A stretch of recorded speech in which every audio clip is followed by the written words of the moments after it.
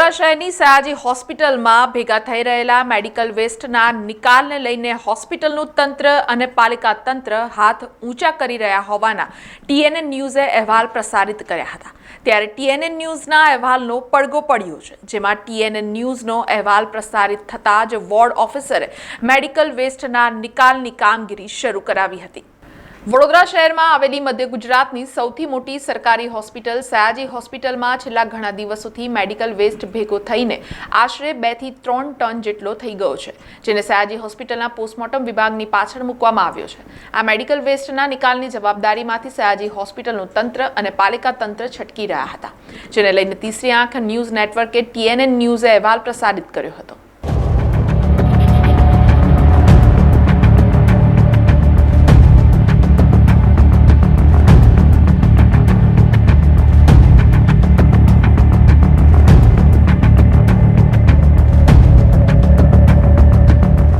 ત્યારે હાલ TNN ન્યૂઝના અહેવાલનો પડઘો પડ્યો છે, જેમાં TNN ન્યૂઝનો અહેવાલ પ્રસારિત થતાં જ વોર્ડ નંબર 13ના વોર્ડ ઓફિસરે મેડિકલ વેસ્ટના નિકાલની કામગીરી શરૂ કરાવી હતી, જેમાં પાલિકાના ટ્રેક્ટરો તથા ટ્રકમાં આ મેડિકલ વેસ્ટ ભરી ડમ્પિંગ યાર્ડ ખાતે લઈ જવામાં આવ્યો હતો।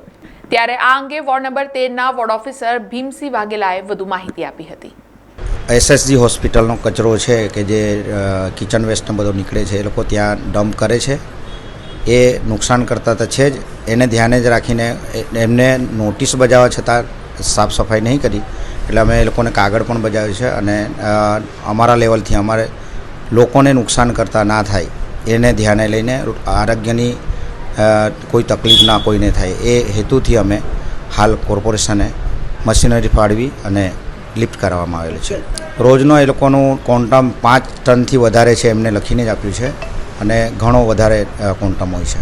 ખરેખર સોલિડ વેસ્ટ એક્ટ મુજબ 5 ટનથી 500 કિલોથી વધારે કચરો હોય એનો નિકાલ જાતે કરવાનો હોય છે જે તે સંસ્થાએ। ત્યાં અમે RMO સાહેબને બી વાત કરેલી છે અને તેઓ દ્વારા નિકાલ કરવાનું છે એવું કહેવામાં આવેલું છે। એમને કાગળ લખ્યો, તે કાગળનો પણ જવાબ આપવામાં આવે છે કે આપના દ્વારા આ પરભારે નિકાલ કરવાનો રહેશે એવું। તેઓને એકવાર મીટિંગ કરીને બી જણાવીશું કે ભાઈ આપને આપના લેવલથી આ કાર્યવાહી કરવામાં આવે તે જરૂરી છે। એમને બલ્ક વેસ્ટ જનરેટરની નોટિસો 2 વખત આપવામાં આવેલી છે।